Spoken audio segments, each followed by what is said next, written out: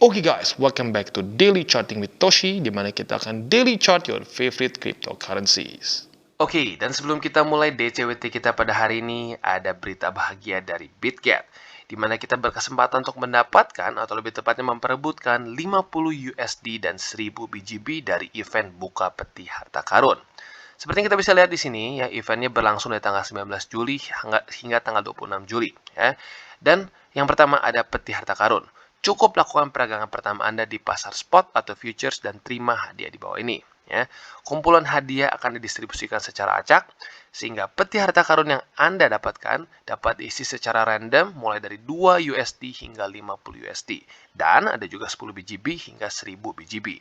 Total hadiah mencapai 50.000 USD dan 50.000 BGB. Sekali lagi, hadiah akan didistribusikan secara acak. Ya. Yang kedua ada juga total hadiah sebanyak 100.000 USD dan 100.000 BGB. Ambil angka Anda satu angka lagi jauh dan raih salah satu tingkatan volume perdagangan berikut untuk mendapatkan kumpulan hadiah yang sesuai. Jadi intinya apa? Volume perdagangan kalian kalau lebih dari 2 juta USDT, ya total hadiah bisa mencapai 100.000 hingga 100.000 BGB, ya 100.000 USD dan 100.000 BGB. Silver, ya lebih dari 1 juta USDT sebesar ini, dan bronze lebih besar dari 500.000 USDT. Ya, jadi lagi-lagi buat kalian tertarik untuk mengikuti event ini bisa daftar sekarang. Karena event ini sekali lagi untuk pengguna baru di Filipina, Thailand, Indonesia, dan kawasan Timur Tengah. Ya. Dan buat kalian sebelum yang masuk, gue sarankan dulu baca catatan tambahan dan syarat ketentuan. Ya. Jadi kurang lebih seperti itu berita dari BitGet dan kita akan lanjut ke DCWT. Oke, dalam 24 jam terakhir, cryptocurrency market lanjut lagi drop sebesar 4,2%.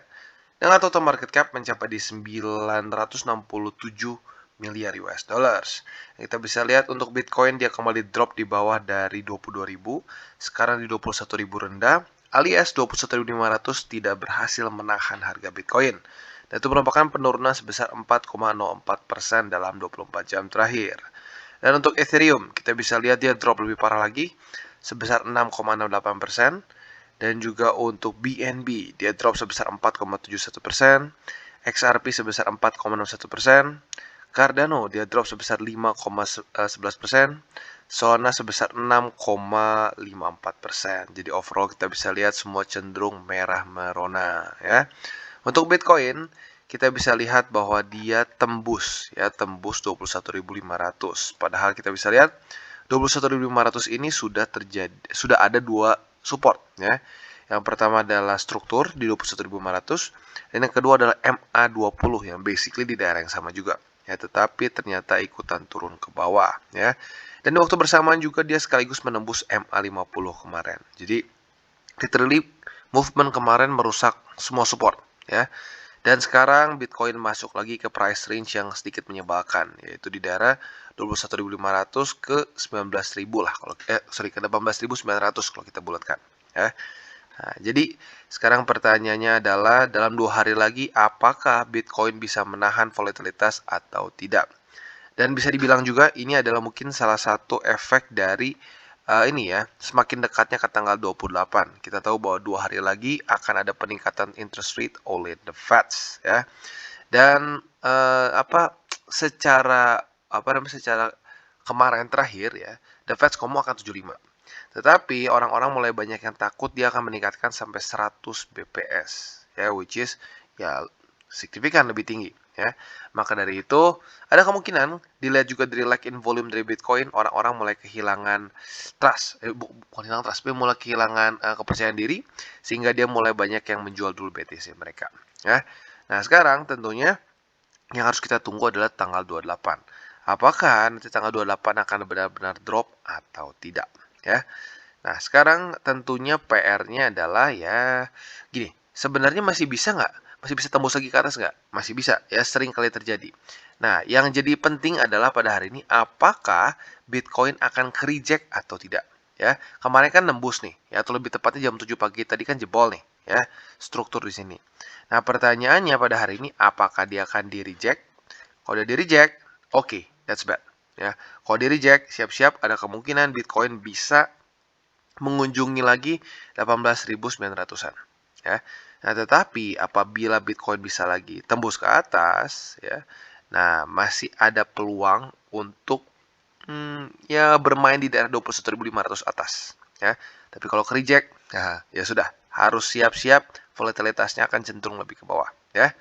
Dan sekarang kita akan geser ke indeks Bitcoin, ya, di mana kita bisa lihat sayangnya minggu lalu dengan sangat jelas ke reject oleh, bukan minggu lalu ya, tepatnya literally baru mulai sehari kemarin ya, minggu baru dia dengan sangat jelas ke reject oleh MA200 ya, MA200 weekly tentunya ya.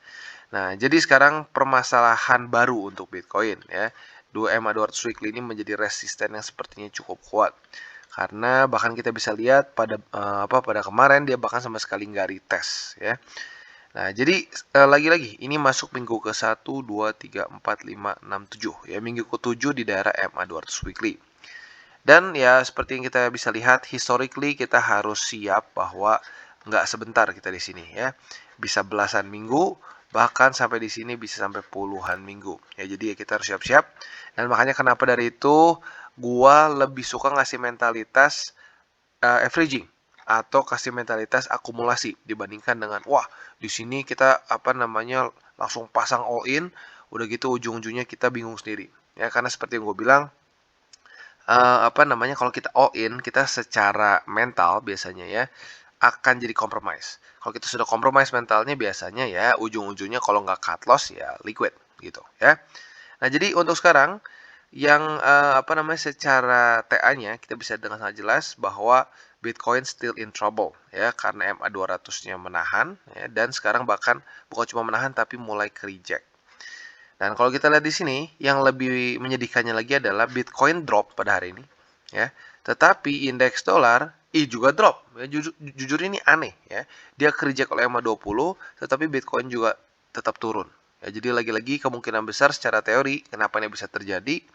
Karena orang-orang banyak yang ketakutan mendekati tanggal 28. Berarti kemungkinan besar teori bahwa the Fed mulai kehilangan kepercayaan semakin fade teori itu ya, semakin semakin belum terbukti. Nah, jadi sekarang tinggal yang kita harapkan adalah jangan sampai tiba-tiba indeks dolar mendapatkan momentum yang terlalu tinggi ya. Kalau tiba-tiba mendapatkan momentum terlalu tinggi, ya siap-siap Bitcoin dan risk on asset lain akan cenderung kebanting ya. Dan kalau kita bisa juga di sini ini sedikit unik ya, untuk Nasdaq dia minus. Tapi untuk S&P dan untuk Dow Jones dia masih cenderung bertahan ya. Nah, jadi lagi-lagi ini gue sering bilang bahwa dari semua indeks-indeks saham Amerika Serikat yang paling tinggi korelasinya dengan cryptocurrency atau lebih tepatnya dengan Bitcoin lah ya, yaitu Nasdaq. Kenapa? Karena Nasdaq ini dianggapnya masuk ke saham yang cenderung masih lebih beresiko dibandingkan dengan S&P dan Dow Jones. Ya, jadi lagi-lagi ya, kenapa Bitcoin ya, itu memiliki korelasi besar terhadap indeks-indeks Amerika Serikat karena banyak yang miskonsepsi nih ya, banyak yang miskonsepsi bahwa saham ini adalah investasi dengan risiko kecil. No, ya. Saham ini masih dihitungnya sebagai satu investasi dengan risiko besar, ya. Maka dari itu mereka memiliki korelasi yang cukup besar juga dengan Bitcoin, ya. Nah, jadi untuk sekarang lagi-lagi yang harus kita tunggu adalah pada tanggal 28 Juli ya, alias 2 hari lagi ke depan. Andaikan interest rate meningkat lebih tinggi daripada ekspektasi awal 75 BPS jadi 100, siap-siap. Kemungkinan besar kalau dari TA sekarang ya, kita bisa lihat TA-nya sekarang banyak yang jebol, akan ada volatilitas yang cukup menyebalkan. Tentunya volatilitasnya ya yang cenderung lebih ke bawah ya. Jadi kurang lebih seperti itu ya. Lagi-lagi buat kalian tertarik untuk akumulasi Bitcoin, altcoins dan lain-lain, jangan lupa bisa menggunakan link referral kita di bawah. Dan nanti tentunya buy limitnya kita akan bahas di belakang. Dan jangan lupa bahwa DCWT ini bukanlah financial advice dan juga bukanlah bagi-bagi sinyal. Tujuannya untuk edukasi dan membiasakan para subscriber gue untuk lebih mengerti charting. Oke, dan selanjutnya kita akan buy limit untuk Bitcoin ya. Sayangnya untuk Bitcoin kita bisa lihat 2 support atau bahkan 3 support sudah jebol ya, MA50 jebol, MA20 jebol, dan bahkan struktur di 21.500, sorry bukan di sini ya. Satu lagi di sini. 21.500 juga tembus sayangnya ya. Di atas ini deh yang salah. Sama-sama tembus. Nah, jadi sayangnya untuk sekarang yang tinggal tersisa adalah di daerah 19.300 dan juga di daerah 15.670 ya. Untuk daerah 19.300, ini adalah struktur yang sering kali kita bahas, di mana ini sudah beberapa kali menahan harga Bitcoin, dan bahkan bisa dibilang ini adalah sekarang main structure dari Bitcoin market. Ya, kita bisa lihat di sini sudah 1, 2, 3, 4, 5, ya lo boleh hitung sendiri, ya di daily sudah sering, bahkan di weekly pun kita bisa lihat sudah 4 kali menahan harga Bitcoin. Ya, jadi ini support yang cukup penting. Dan sekali lagi ini bisa menjadi buy limit ya, yang kita bisa gunakan untuk averaging Bitcoin. Ya, lagi-lagi averaging, bukan all in. Dan yang terakhir ada di 15.670, di mana adalah satu statistik yang sudah kita sering bahas juga. Saat Bitcoin weekly close di bawah dari EMA 200, statistiknya pernah terjadi 2 kali sebelumnya, minus 30% dari EMA 200. Nah, maka kita bisa lihat minus 30% dari EMA 200 adalah di sekitar 15.670, ya. Jadi kurang lebih seperti itu ya.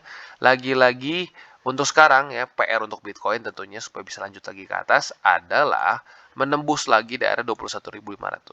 Karena seperti yang gue bilang, walaupun jebol kemarin ya atau lebih tepat jam 7 pagi tadi jebol ya, masih ada kesempatan naik ke atas lagi ya. Tetapi kalau dia hari ini reject lagi ya, reject lagi di sini dan lanjut turun ya sudah siap-siap kemungkinan besar roller coaster kita cenderung bearish. Oke, dan selanjutnya kita geser ke Ethereum, dan untuk Ethereum kita bisa lihat dengan sangat jelas dia tembus daerah 1.500-an. Ya, di mana kita bisa lihat sebelumnya itu adalah daerah sideways dia yang cukup lama, ya. Daerah 1.500 dengan di atasnya itu 1.600. Ya, jadi selama beberapa hari terakhir dia mantul-mantul di antara daerah itu, ya. Price range-nya sekitar $100. Nah, sekarang adalah hari di mana dia jebol ternyata ya. Dan seperti pembahasan kita kemarin, secara probabilitas jebolnya kemungkinannya lebih ke bawah ya. Nah, sekarang dia sudah semakin mendekat ke MA20. Pertanyaannya, apakah MA20 akan berhasil menahan atau tidak ya. Nah, jadi untuk sekarang untuk shortnya tentunya ya kita nggak bisa ya, karena kemarin seperti yang kita sudah bahas dia di daerah nanggung, di no man's land. Jadi kita buat nge-short juga kagok ya. Nah, jadi untuk sekarang yang mungkin kita bisa pertimbangkan adalah akumulasi di daerah MA20 ya. Atau lo mau ngelong juga silahkan ya, tapi lagi-lagi dengan stop loss. Nah, jadi salah satu yang kita bisa pertimbangkan sekarang adalah akumulasi di MA20 ya. Atau kalau lo mau nge-short sebenarnya bisa, tapi jujurnya nggak bagus ya, secara setupnya nggak bagus ya. Kalau dia tembus MA20 mungkin lo bisa TP di sekitar 1242 ya. Tapi lagi-lagi permasalahannya ada M50 di tengah-tengah ya. Tapi ya kalau lo mau boleh aja. Tapi sekali lagi gue bilang secara risk reward nggak terlalu bagus ya. Nah, jadi kurang lebih seperti itu untuk Ethereum. Tinggal kita lihat apakah support-support dia cukup kuat untuk menahan harga saat nanti tanggal 28 Juli ya. Lagi-lagi kemungkinan besar pada tanggal 28 Juli akan terjadi volatilitas. Tinggal pertanyaannya apakah akan ke atas atau ke bawah ya. Secara historically cenderung ke bawah ya. Oke, dan selanjutnya kita geser ke Cosmos atau Atom. Ya, jadi kita bisa lihat dalam beberapa hari terakhir akhirnya terjadi juga satu koreksi yang cukup dalam. Ya, kita bisa lihat 3 hari sebelumnya cenderung ya di sini spinning top, di sini juga cenderung inverted hammer tapi kecil-kecil. Ya, volume juga terus menurun. Tiba-tiba kita bisa lihat kemarin volume sellers meningkat dan langsung retest daerah $9 di sini. Ya, atau lebih tepatnya $8 lebih 99 sen. Nah, kita bisa lihat MA20 jebol. Jadi yang sekarang menahan harga Atom adalah struktur di sini ya.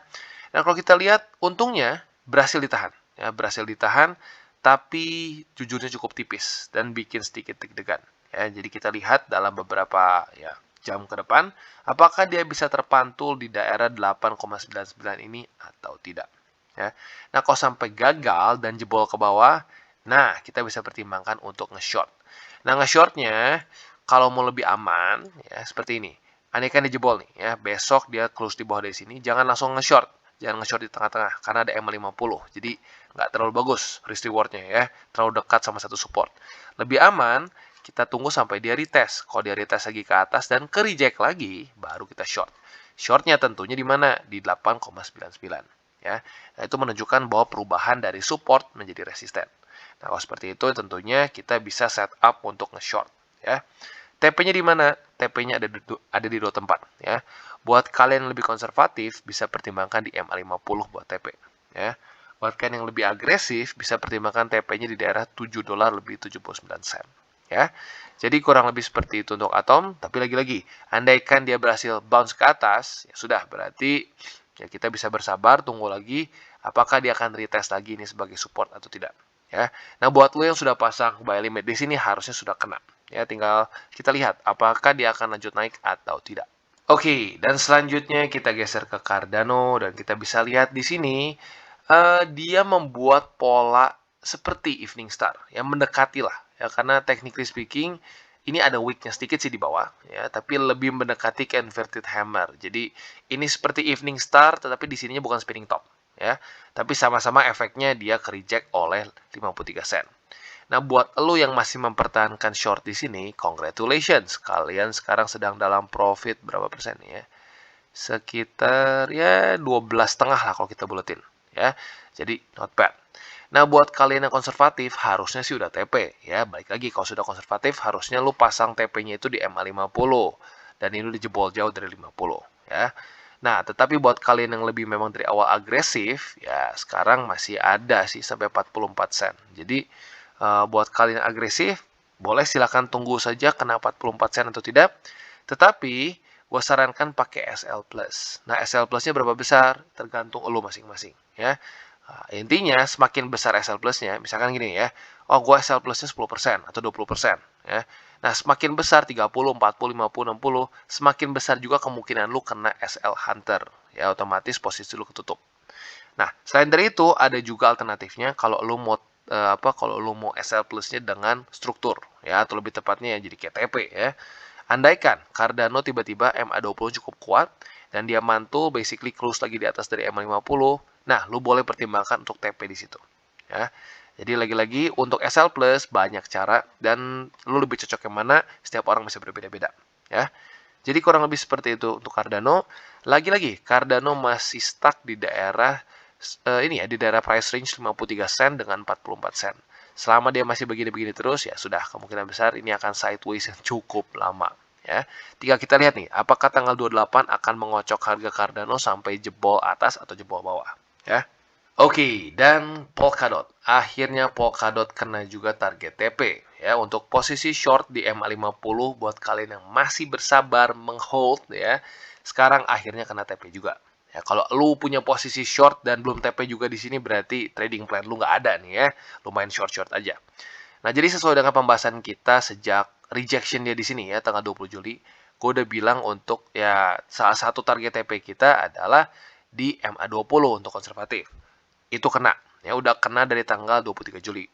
Nah, untuk yang lebih agresifnya gue bilang di daerah $6 lebih 68 sen.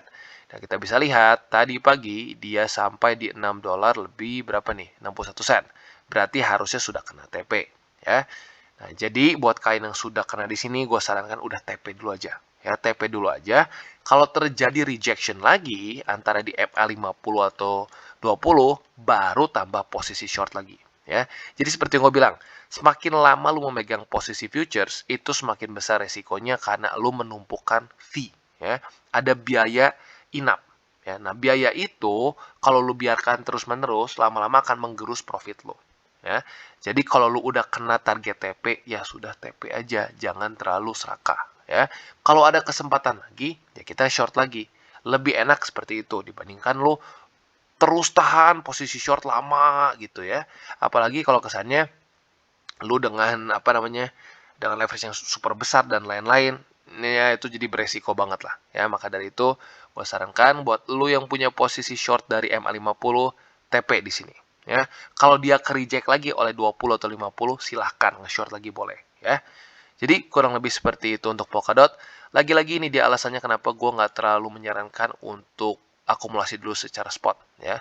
Karena kita bisa lihat walaupun yang lain juga cenderung drop, tetapi struktur Polkadot bisa kita lihat nggak terlalu bagus dari awal. Ya, dia peningkatannya nggak signifikan, volume dia juga nggak besar-besar amat. Jadi ya kita lihat sendiri akhirnya jadi seperti ini ya. Jadi kurang lebih seperti itu untuk Polkadot, dan untuk akumulasi spotnya gue sarankan tunggu sampai dia berhasil reclaim daerah $10 lebih 89 sen. Oke, dan selanjutnya Solana. Untuk Solana, kita bisa lihat situasi shortnya cukup mirip dengan Polkadot, ya.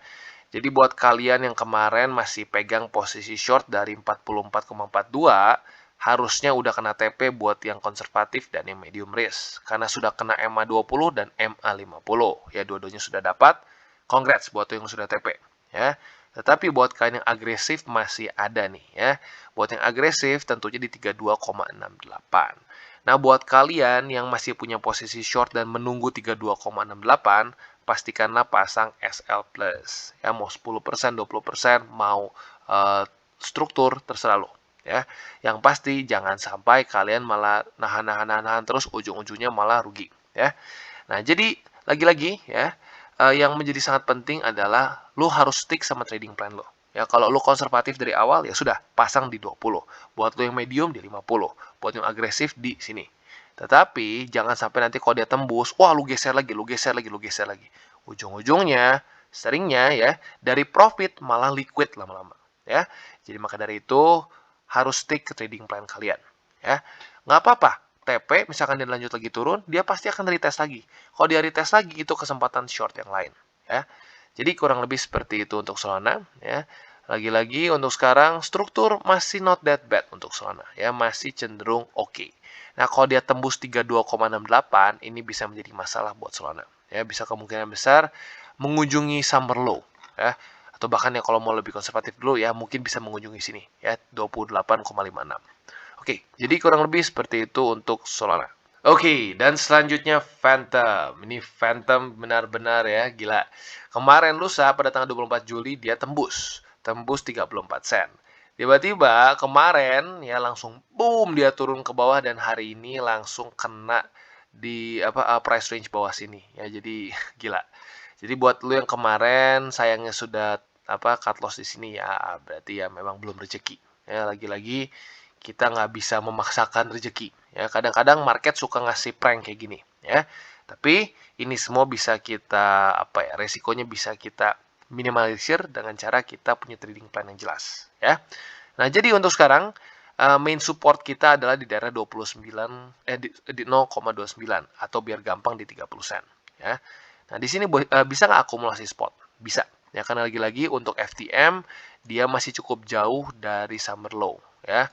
Jadi lagi-lagi buat kalian tertarik untuk akumulasi spot untuk Phantom bisa pertimbangkan juga di daerah sini 29 sen ya. Nah, tinggal pertanyaannya adalah apa kalau ingin bermain short term atau long term. Ya, kalau lo ingin bermain short term ya sudah lo bisa TP misalkan kalau dia kena 34. Kalau long term ya sudah lo just hold ya.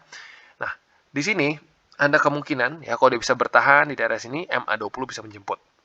Nah, jadi kalau sampai menjemput kemungkinan besar masih lebih cenderung ke atas. Tapi sayangnya itu secara TA saja. Secara fundamentalnya kita tahu tanggal 28 semakin dekat. Dan cenderung ya kita tahu dari yang sebelum-sebelumnya saat peningkatan interest rate akan ada volatilitas. Dan volatilitasnya cenderung ke bawah. Ya, jadi harus selalu siap dengan itu. Nah, jadi setup untuk nge-shortnya tinggal kita balik aja. Ya, kalau dia jebol dari 30 sen dan dia retest, nih ya, penting retest. Dia jebol, retest, nah bisa kalian pertimbangkan untuk nge-short di sini. Ya, tentunya sekali lagi nge-shortnya di daerah 30 sen. TP-nya di mana? TP-nya boleh di moving average boleh. Atau kalau kalian memang high risk taker, ya lu boleh aja TP di daerah 21 sen. Ya, jadi kurang lebih seperti itu untuk Phantom. Oke guys, jadi itu adalah akhir dari segmen DCWT kita pada hari ini. Dan jangan lupa bagi kalian yang merasakan manfaat dari segmen ini, jangan lupa untuk share ke teman-teman kalian. Dan apabila lu pengen mensupport channel kita, ya TCI, jangan lupa untuk menggunakan link referral kita di bawah.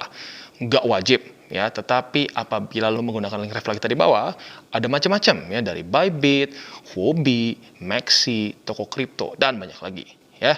Ya, walaupun nggak wajib, tapi kalau menggunakan link referral kita, lu secara langsung membantu perkembangan dari TCI. Dan satu lagi, jangan lupa juga untuk join Telegram group kita, di mana kita bisa ngobrol-ngobrol santai mengenai dunia cryptocurrency secara dua arah. So, jangan lupa untuk like, subscribe, klik the bell icon, and see you on the next video.